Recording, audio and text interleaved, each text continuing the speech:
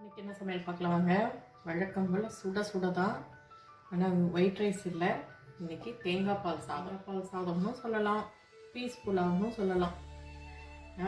கொஞ்சம் நிறைய பட்டாணி நிறையா இருந்துச்சா, அதனால் பட்டாணி நிறைய போட்டு தேங்காய் பால் விட்டு ரைஸ். இதுக்கு தொட்டுக்க பார்த்திங்கன்னா பீஸ் மசாலா தான். நிறைய பட்டாணி இருக்குல்ல, அதனால் இப்போ சீசனில் பட்டாணி நிறைய வாங்குங்க, நிறைய சமைங்க. பட்டாணி ரொம்ப உடம்புக்கு நல்லது, ப்ரோட்டீன் நிறைய இருக்குது. அதே மாதிரி பச்சை பட்டாணி இப்போ வெறும் கிலோ 60 ரூபாய் அந்த மாதிரி தான் விற்கிது இல்லை. வாங்கி ஃப்ரீஸ் பண்ணி ஸ்டோர் பண்ணி வச்சுக்கலாம். தண்ணி கொதிக்க வச்சு நல்லா பெரிய பட்டாணியாக செலக்ட் பண்ணி எடுத்துகிட்டு தண்ணி கொதிக்க வச்சு அதில் கொஞ்சம் உப்பு போட்டு நல்லா கொதிச்சதுக்கப்புறம் அதில் பட்டாணி கொட்டிட்டு அடுப்பை நிறுத்தி மூடி வச்சுருங்க. ஒரு அரை மணி நேரம் கழித்து வடிச்சிட்டு மொத்தமாக தண்ணி இல்லாமல் ஜிப்லாக் கவரில் போட்டு ஃப்ரீசரில் வச்சுருங்க.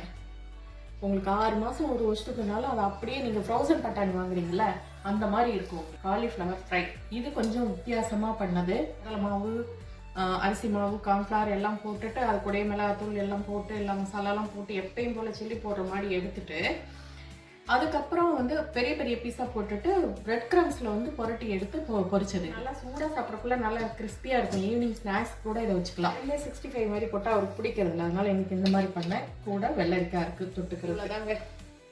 இன்றைக்கி சமையல் ரொம்ப சிம்பிளாக முடிஞ்சிச்சு. இந்த வீடியோ உங்களுக்கு பிடிச்சிருந்துச்சுன்னா லைக் பண்ணுங்கள், ஷேர் பண்ணுங்கள், கமெண்ட் பண்ணுங்கள். புதுசாக பார்க்குறீங்கன்னா சப்ஸ்கிரைப் பண்ணிக்கோங்க. தேங்க்ஸ் ஃபார் வாட்சிங். பாய்.